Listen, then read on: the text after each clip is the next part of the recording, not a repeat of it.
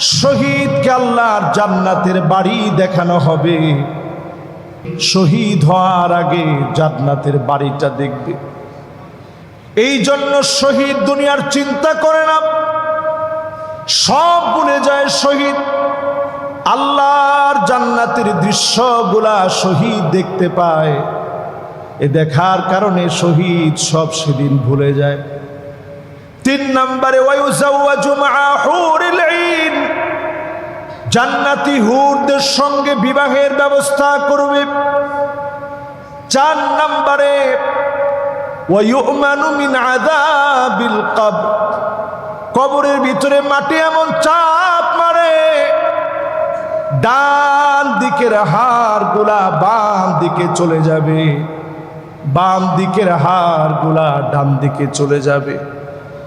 আল্লাহ রাব্বুল আলামিন শহীদদেরকে ডেকে ডেকে মর্যাদা দিবেন। রব্বে কারীম শহীদদের মর্যাদা এত বাড়ায় দিবেন, ডেকে ডেকে যিনি কবরের আযাব মাফ করে দিবেন তিনি কে? 5 নম্বরে শহীদকে আল্লাহ রাব্বুল আলামিন ওয়ায়ুমানু মিন ফাজাইল আকবার, প্রলয়ঙ্কারী কিয়ামতের যে ধাক্কা লেগে যাবে, চন্দ্র সূর্যগুলা দ্বিখণ্ডিত হয়ে যাবে, এমন মহা বিপদ থেকে শহীদদেরকে যিনি হেফাজত করবেন তিনি কে? 6 নম্বরে শহীদের পুরস্কার হচ্ছে ওয়ায়ুহাল্লা হুল্লাতাল ঈমান, শহীদ সেদিন ঈমানের পোশাক নিয়ে দাঁড়াবে, রক্ত মাখা পোশাকগুলো নিয়ে দাঁড়ায় যাবে, আল্লাহর সামনে দাঁড়ায় বলবে, আল্লাহ কোন অপরাধে শহীদ করে দেওয়া হলো, কেন আমাকে শহীদ করে দেওয়া হলো?